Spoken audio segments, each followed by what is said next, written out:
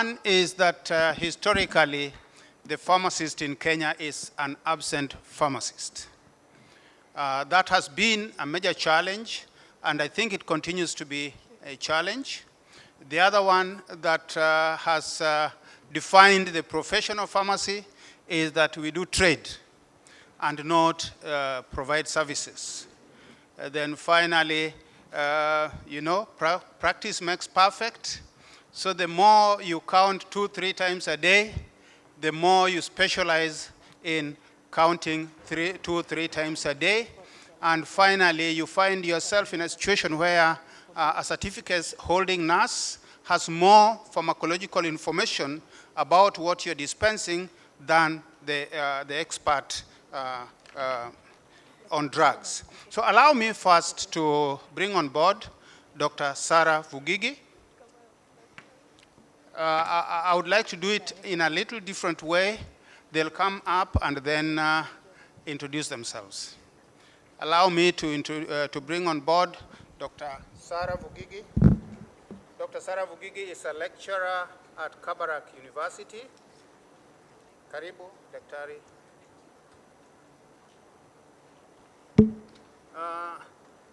Then there is Dr. Manji, Imran, from Moi Teaching and Referral Hospital. We were supposed to have Dr. Eric Guantai, but on his behalf, there is a very able alternative, Professor Faith Okalebo. Allow me to bring on board Professor Janganyi. Professor Janganyi is the Vice Chancellor of Mount Kenya University, a very, very able Vice Chancellor. This panel is going to discuss advances in pharmacy and pharmacoepidemiology education in Kenya and globally. In the year 2022, there was a conference right here in this very room of healthcare workforce education in Kenya, in Africa, and globally. Now, that time, I was a fairly disappointed person because I realized the pharmacists were not well represented. In fact, I think there were only 5 in that particular conference. And yet, we were discussing health workforce education in Kenya, in Africa, and globally. Now, part of what, in my opinion, has bedeviled the society, rather the profession, is that we are absent. I think I said that earlier on. Where action is taking place, we seem not to be available. So I'll go straight away to the introductions.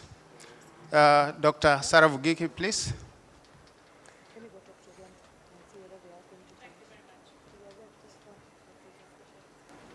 Thank you. My name is Dr. Sara Vugigi. I'm an industrial pharmacist having vast experience in manufacturing, quality assurance, and quality control. Currently, I'm at Kabarak University as a senior lecturer, and at Kabarak, I teach dosage forms, unit operations, and quality systems. I'm glad to be here.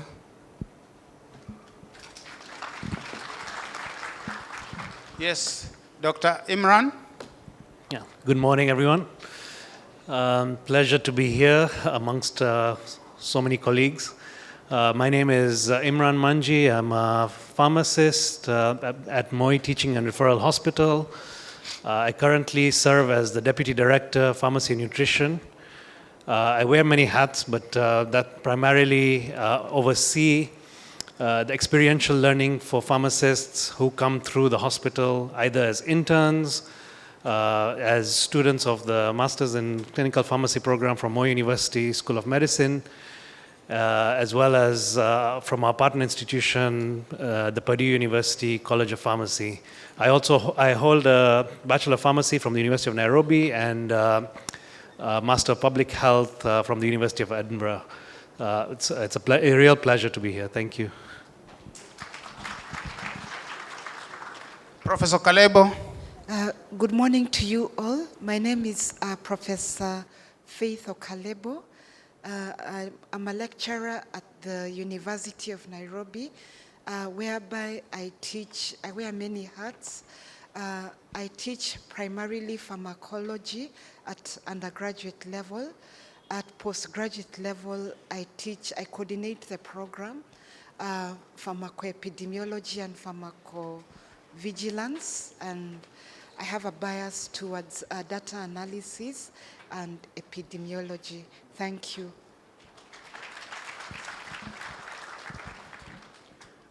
Allow me, Prof, to skip you. Professor Amanj. Yeah, good morning again. So I'm Amanj Kurdi. I'm a clinical pharmacist by background. I'm currently a professor in pharmacoepidemiology and pharmacy practice at the University of Strathclyde School of Pharmacy, Glasgow in Scotland. Yeah, I'm glad to be here and be part of this exciting panel. Good morning, everybody. It's a real pleasure to be here with you. I'm Professor Ian Douglas from the London School of Hygiene and Tropical Medicine. I'm a professor of pharmacoepidemiology there, and I've also been the program director for the Masters in Epidemiology. We're a large postgraduate-only medical school, and we specialize in a wide range of public health training. We have around 5,000 students at the moment from all over the world. Some of them are with us in London, and some of them are studying remotely. And we have a range of courses from short courses through to master's programs and PhD research degrees. And we cover a broad range of topics. So as well as things like epidemiology, we also have public health, medical statistics, health economics, clinical trials.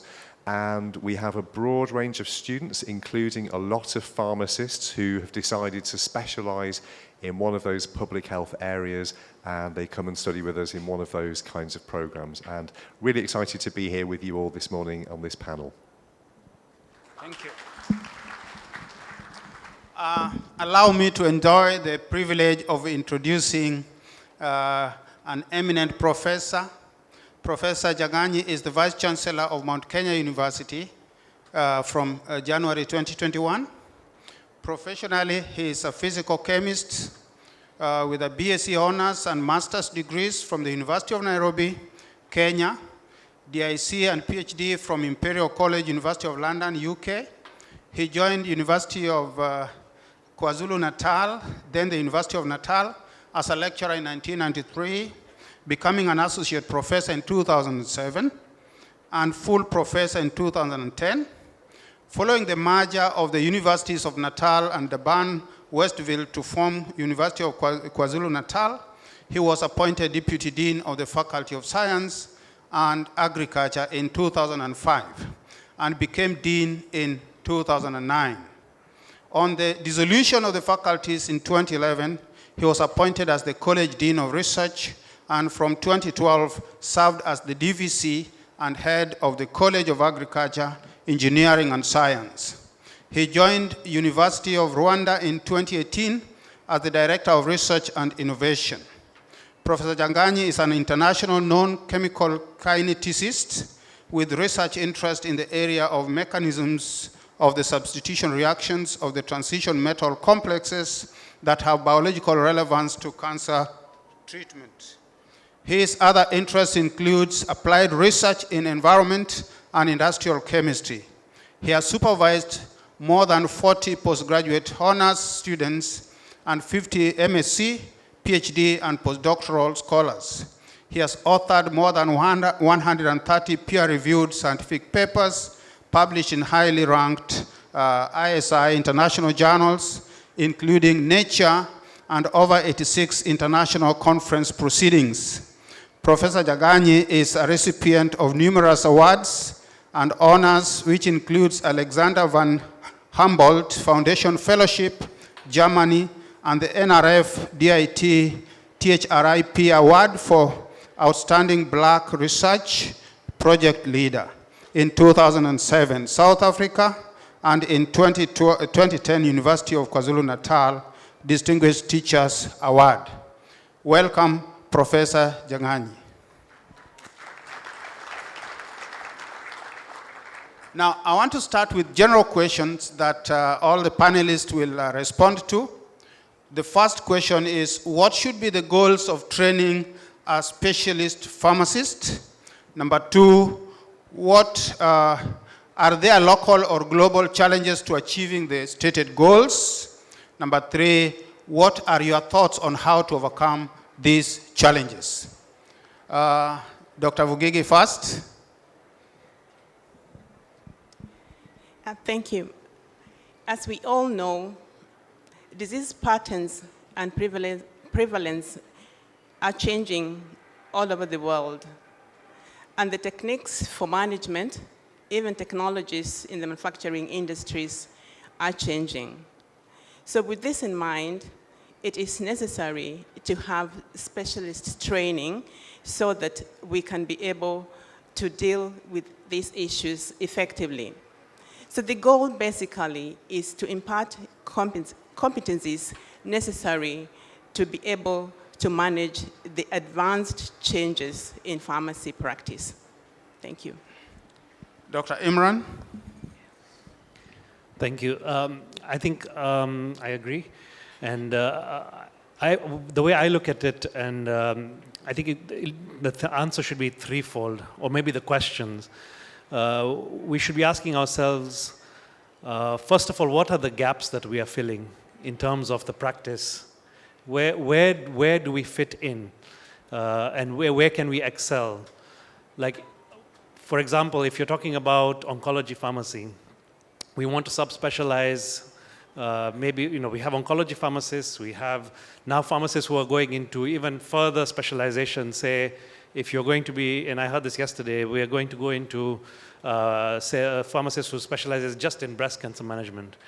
So but the question you have is, where's the gap? And how are we filling that gap?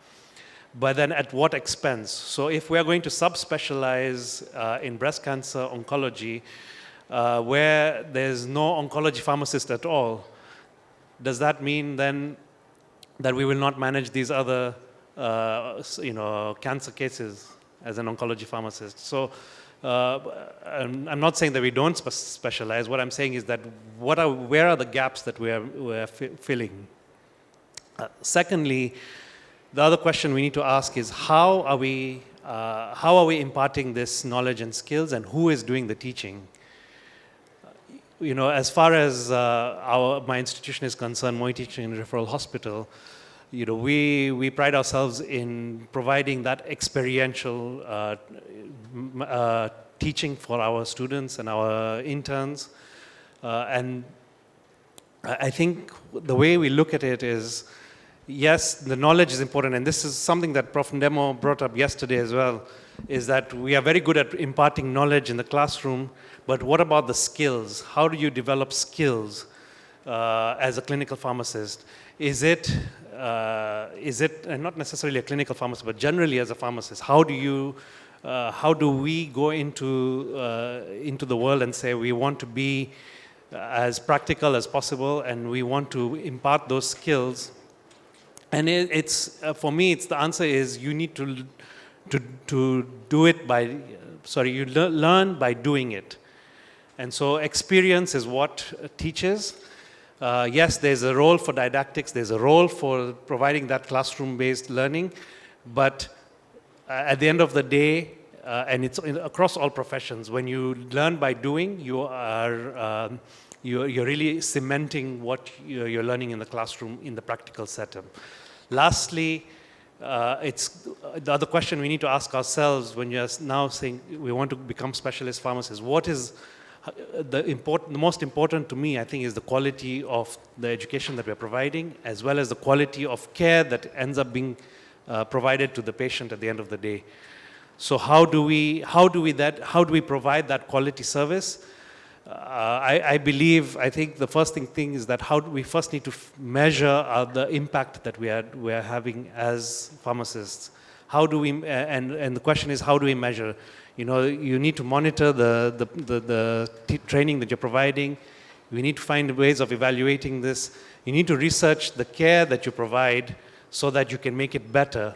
You need to research the education that you're providing, and learn from that. So you're learning about teaching. So, it's kind of reversed. But the important thing is that you are learning to improve the quality of the service that you're providing and the education that you're providing. I'll stop there. Professor Okalebo.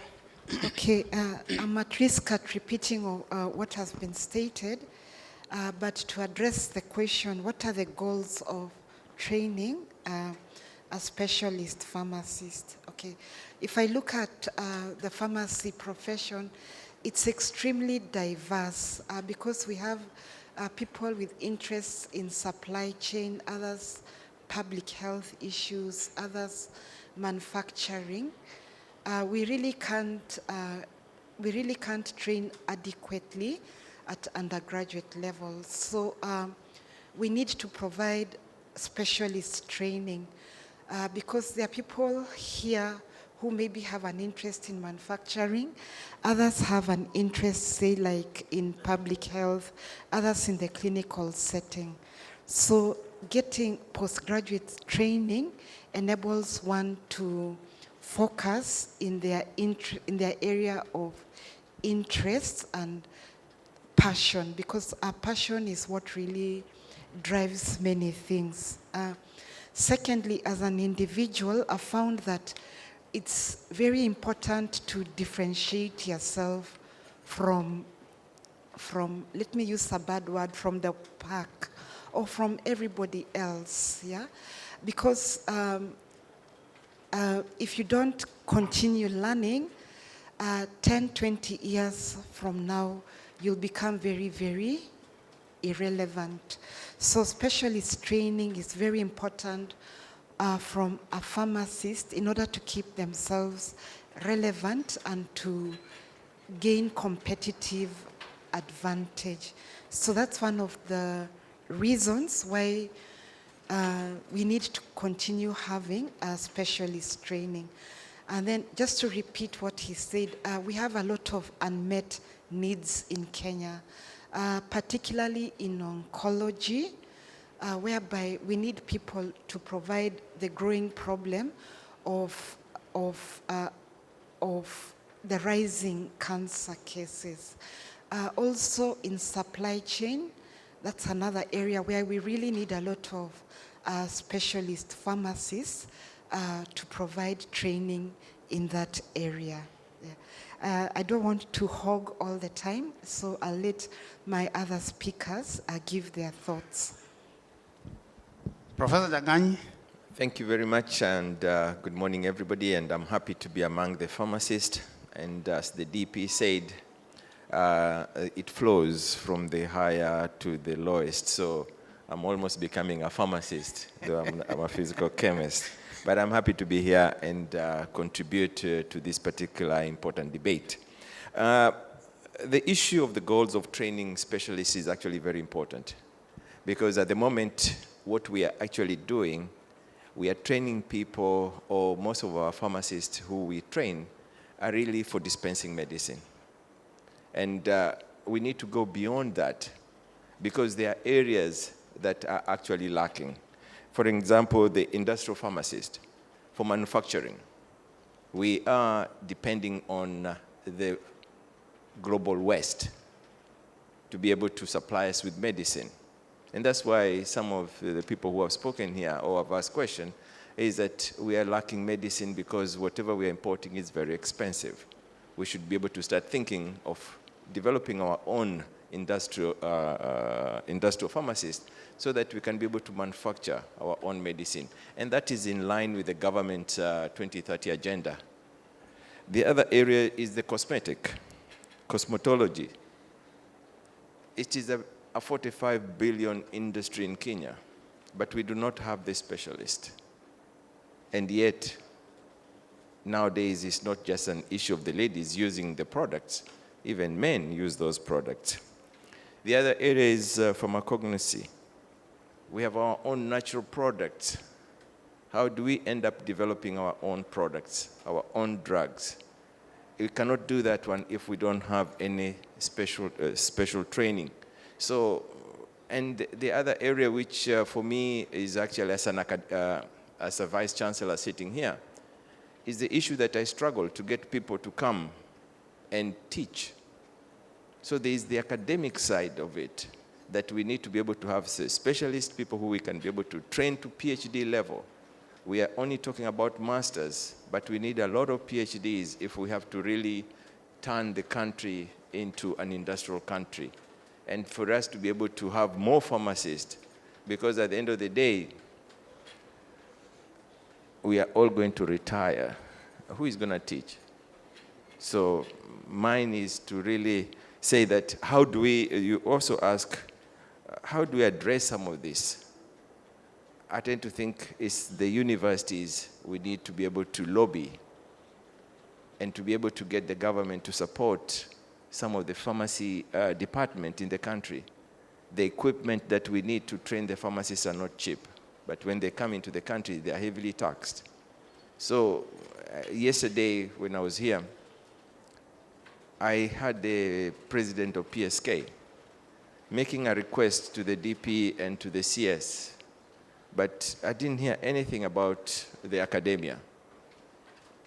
And I would have liked to hear more about advocating for the specialist training of pharmacists. Thank you. Professor Amanj. Well, so thanks for all the panelists. So I think the ultimate goal of a training is to be able to have a pharmacist who have equipped with the skills and the expertise to deliver all the enhanced clinical role that we have been talking about. And I think that training should be starting at the undergraduate, but also postgraduate. At undergraduate level, I think we should need to focus and move toward patient-centered clinical practice curriculum, where we kind of move away from if you apply Miller's kind of pillar for learning, you move away from the student knows how, to be able to then move to the up of the top of the pillar, where they should be able to do things and then show how to. That's mean competency-based. At the same time, I think for the training, we should not forget about the current workforce who has been graduated from the university 5-10 years ago. Do they have the skills? So what are the postgraduate opportunities are to upgrade or upskill the current workforce to demand or to be able to deliver the enhanced clinical role. So CPDs, and again, we need to emphasize the fact that learning is a continuous process. It's not something you would learn and then you stop learning. So there should be a mandatory CPD around upskilling yourself as the information and knowledge evolve. And again, the specialization, I think, is very important, but I think we should all remember that we need to walk before we can run.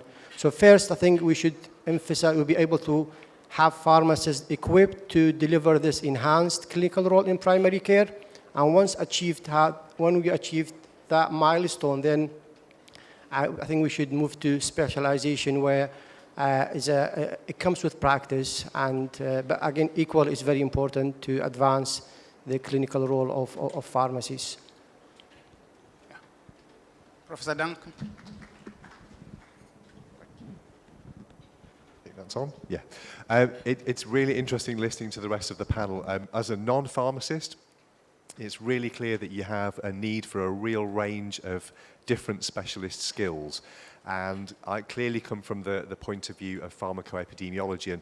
And I guess the first thing I would say is I agree with the idea that you need to think about what are the skills that you lack and that would allow you to then improve the way that medicines are used and the evidence that we have about who's using them, what are the effects that the medications are causing.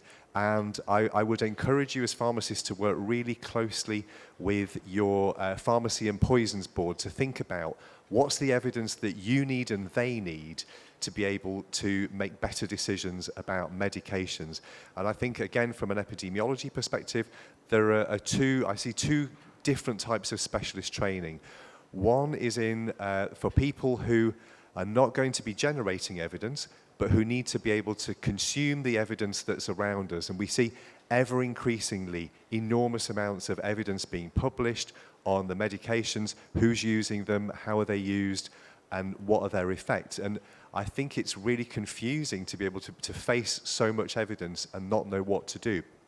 So I think one stream of specialist training is in really understanding that sort of evidence, and I think that we can achieve this for potentially quite a large number of people. So I think it involves practicing pharmacists, people who work for your regulatory authorities, and also the drugs industry. All of the people that work in those areas in pharmacy potentially need to really have a good understanding of how we evaluate evidence. But beyond that, we also need to be able to generate new evidence, so good evidence around how medications are working. And I agree, and it's really exciting to see in Nairobi, you have your masters in pharmacy, in pharmacoepidemiology and pharmacovigilance, and it would be great to see more trainings like that. Where I work, we have worked really collaboratively with both other academic institutes, but also with regulatory authorities to be able to develop educational programs where we bring on board all of those skills to be able to include them in the training that we offer. So again, that's one thing that I would really encourage, is working collaboratively both between academic institutes but also with other bodies such as the regulators that really have a lot to offer. I would like, yes, I would like to ask Dr. Vugigi to respond to this. How is the academic sector responding to the increasing interest in pharmaceutical manufacturing by African governments aiming to reduce import dependency? Okay, thank you. I will start by giving us a few facts about manufacturing in Africa. I believe that we all know that about 75% of pharmaceuticals in Africa are imported. And we also know that Africa produces just about 3% of the global pharmaceuticals.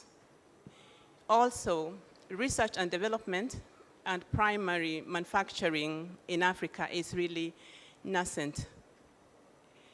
Some of the challenges to manufacturers in Africa include access to technology, limited resources, and limited advanced human capacity.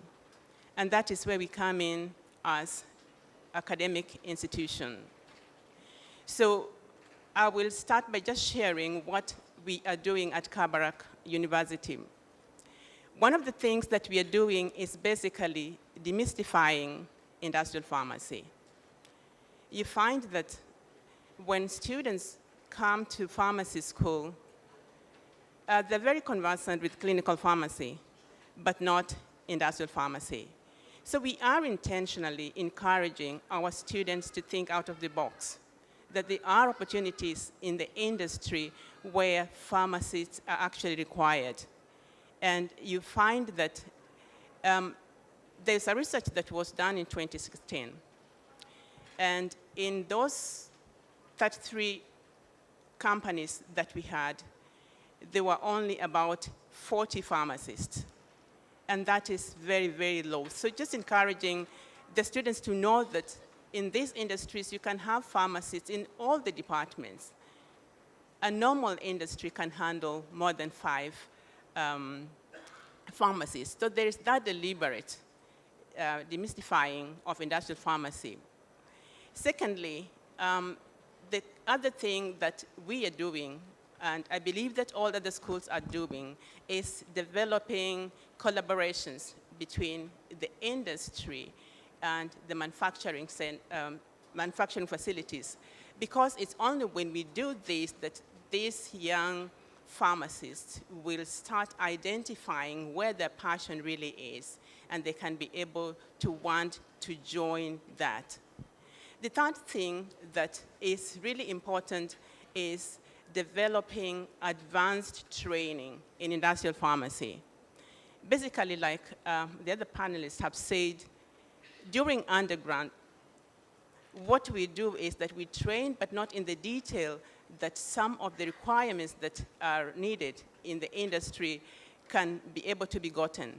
So like at Kabarak right now, we have a master's in pharmacy that we are launching soon so that we can be able to train pharmacists who are interested in working in the industry to have the skills that they need to be able to carry out the tasks that are specialistic.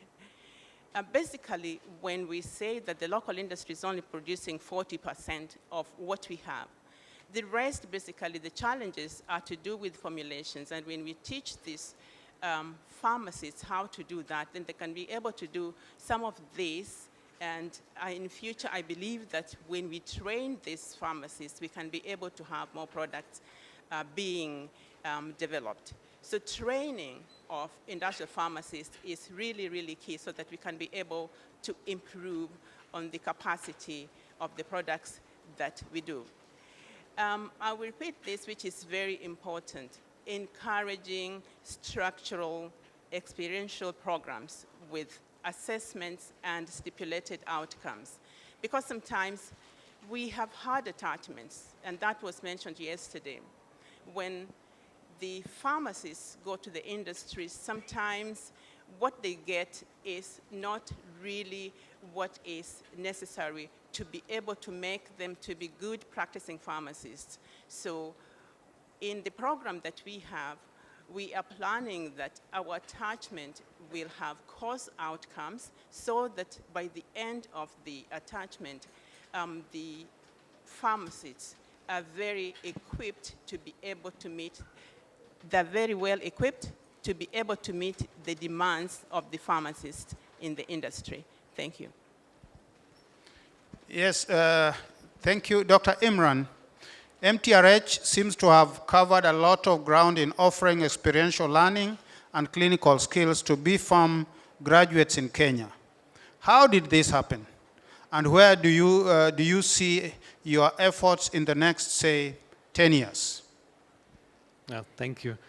First of all, I'm really glad to hear Dr. Vugigi say that pharmacy students are very conversant with clinical. You know, back in the time when I graduated and we would find ourselves in the wards, we didn't have a lot of knowledge in clinical. And in fact, we used to get called names like ectopic pharmacists and what are you doing here? And so I guess it's good in a sense, but I also appreciate the importance of the industrial part of learning and even the way you want to make it very experiential and the structured as far as the the attachments are concerned. But back to where I come from. So Moi Teaching and Referral Hospital, since the early 1990s, has Moi University School of Medicine has been part of MTRH. So MTRH is the teaching hospital for Moi University School of Medicine. But since the 1990s, MTRH has been partnering with, MTRH and Moi University have partnered with the Indiana University School of Medicine to form what is known as the AMPATH partnership. That's the academic model providing access to healthcare. That partnership was brought about as a response to when HIV was rampant in sub-Saharan Africa. And AMPATH was formed as an institution to be able to receive PEPFAR funding from the through USAID to be able to provide access to HIV treatment and care and prevention, but then eventually expanded to cover all primary health care and all, what now we have NCDs. This AMPATH partnership brought, as Indiana University was the main partner, they brought so many other North American partner institutions to form what is known as the AMPATH Consortium. And one of those partners was Purdue University College of Pharmacy, which partnered with MTRH since 2004. We're actually celebrating 20 years this year. And the Purdue-Kenya partnership essentially started off with working with pharmacists at MTRH to teach not only the students from Purdue University, but also interns who rotate, and I see many of them who have gone through this program in this room. So it's a real nice to see all of them as well. But these interns would be partnered with the students from Purdue and have experiential learning on the ward. So we, with a focus on improving clinical skills, not just, initially was in internal medicine and then expanded to various areas. And one of the things that really helped was that the interns who we trained, we were able to retain them and employ them in the hospital, and then have them lead the various rotations. But of course, we also realized that there is a need for additional training. And so the 6-month internship in hospital is not enough for you to be able to bring your clinical skills to a level where you would expect a pharmacist to be able to practice both in a hospital setup or in a primary care setup. And so we felt like we needed to bring on board another postgraduate program, which was initially the residency. It was initially called a residency, which was benchmarked on the American system, which we then morphed into a postgraduate diploma in clinical pharmacy. And while we were doing that, Moy University, School of Medicine, Purdue University, and MTRH, we worked on developing a curriculum for the Master of Pharmacy in Clinical Pharmacy, and which is the second such program in Kenya after University of Nairobi. And basically this program also is a 3-year program that, and MTRH is essentially the site for training these pharmacists, and they undergo 80% of the time that these students spend is on the ward, on the bedside, learning from their preceptors. And then in the they do ward rounds, they do clinics, they monitor patients, and then they also spend time learning from their preceptors. So in the afternoons, we have sessions where they do patient discussion, they present patients, they do journal clubs, they do guideline assessments, and and the primary thing is that it is learner-led. So a lot of these, whatever the problems they see on the wards, the students bring to us to bring to their preceptors, and they are the ones who come up with the solutions together with their peers and their teachers. So in one sense, I'd say it's unique, but at the same time, they have their didactics, they have their thesis project that they do.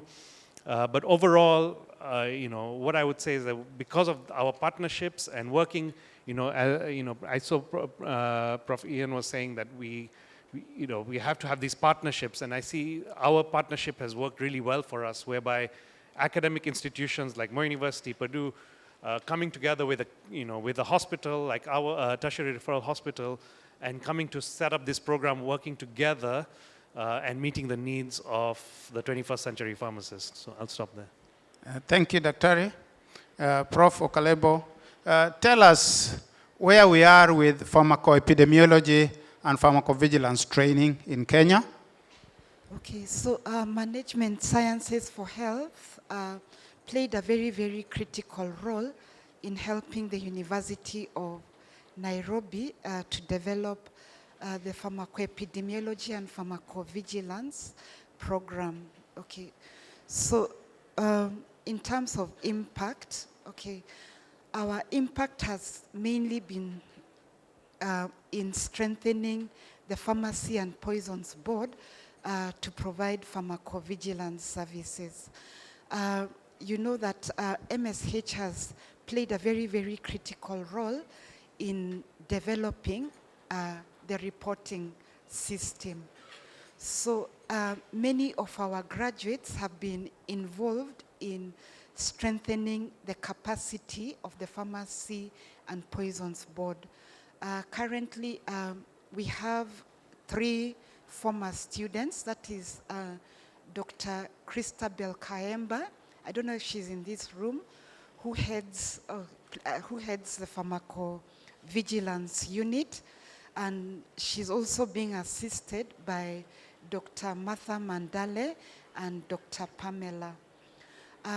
So they really got overwhelmed with work, and following the inspection by WHO, they recommended that the board has to employ more people, and currently there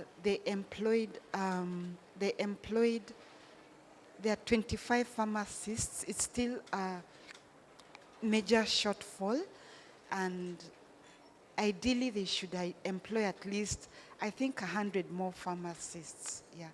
So we have worked closely with the Pharmacy and Poisons Board in strengthening the capacity of pharmacovigilance within the board. We are still very far off because currently the board is not even effectively reviewing what we call PSURs because of lack of human capacity. We've been involved in a lot of developing of guidelines and SOPs. A number of our former students have been involved with that. I can't say all their names, I can see them over here, but we are really trying to build capacity in the board. So in order to achieve maturity level 3, you find that the board had to set up a number of committees. One of them is PERAC, where we've been involved in reviewing a lot of adverse event reports. Yeah. So I'm currently chairing PERAC, and I hope I'll be able to hand over to some of the people we've trained.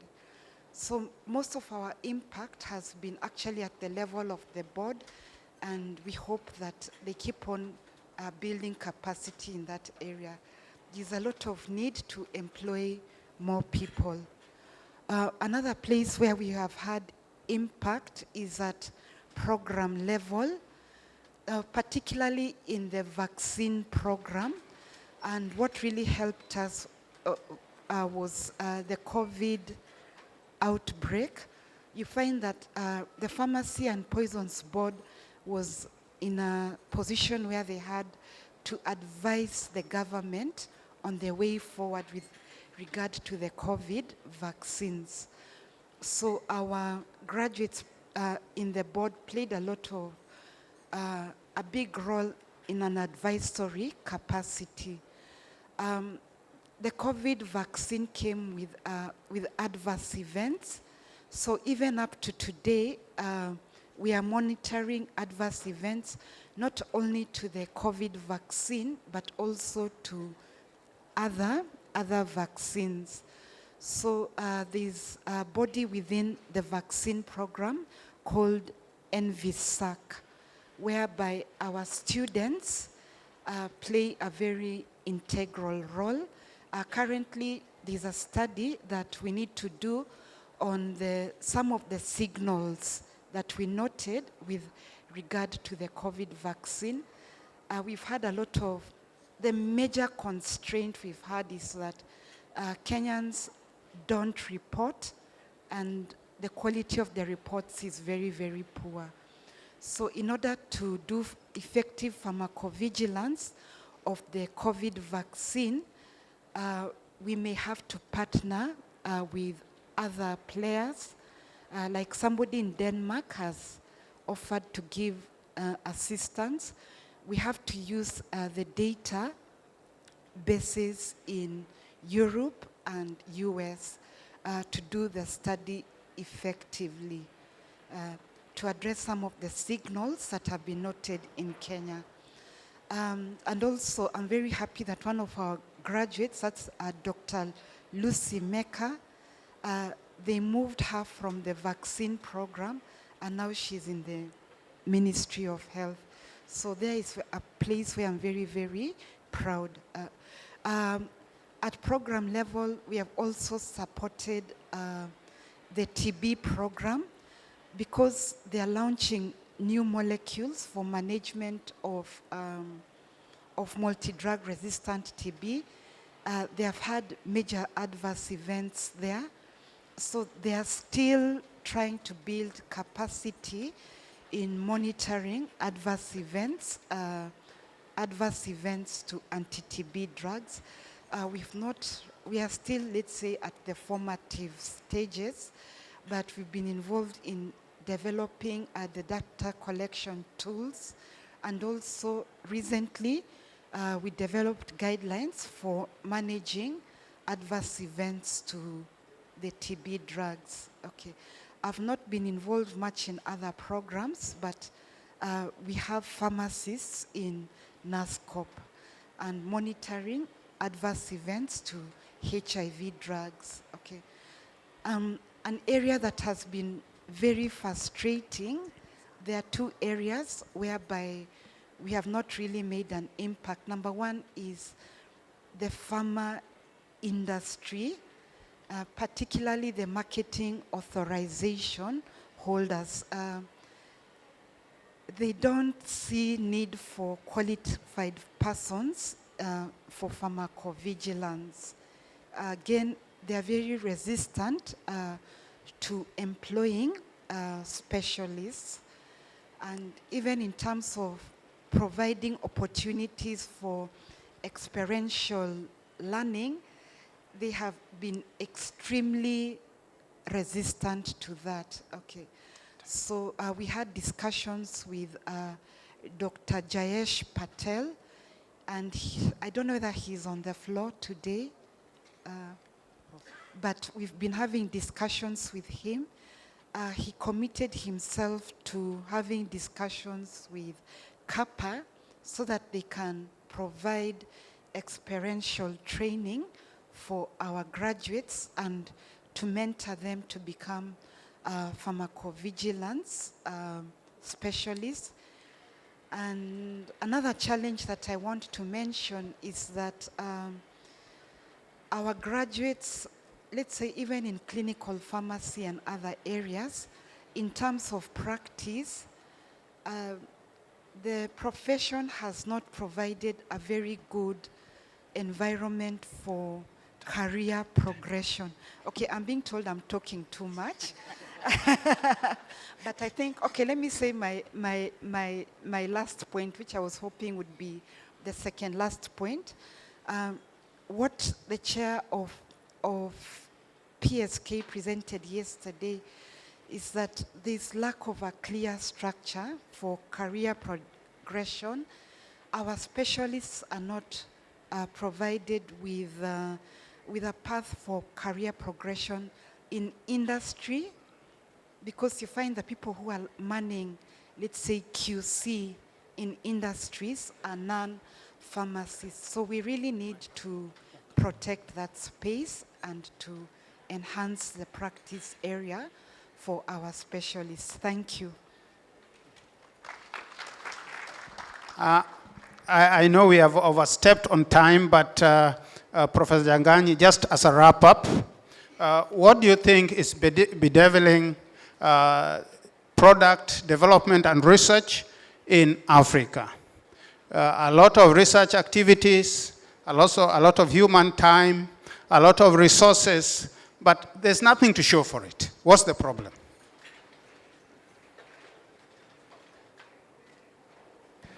Thank you very much. Because of time, I'll just be very brief. The challenge we are facing, as I've indicated, is the human capital. We don't have people, pharmacists with PhDs to be able to drive the research. And that means that we need to be able to have the PhD to drive the research. We need the government to come on board, the NRF, to be able to supply, to be able to ring-fence money for this kind of research. Because without that one, I think we'll always remain behind. And therefore, the whole issue is, how do we get the people we are training or the institutions of higher learning embarking on research? Because that is where we are going to be able to solve a lot of those problems. I have heard what Kabarak is doing. At MKU, we have already submitted 3 master programs in industrial pharmacy, in cosmetology, and pharmacognosy. And we hope that once those are approved by CUE, then we can be able to start kicking the research. because at the end of the day, we can't keep on depending on global West to support Africa. Africa must be able to stand on its own 2 feet and be able to address its own challenges. We have got natural products which should be able to address some of these, what we are calling antibiotic resistance. And we need to be able to drive our own research. And for that reason, I tend to think the PSK must be able to play a big role in lobbying the government to ring-fence money for research in these areas. Thank you very much. Thank you, Prof. I don't know if there's time.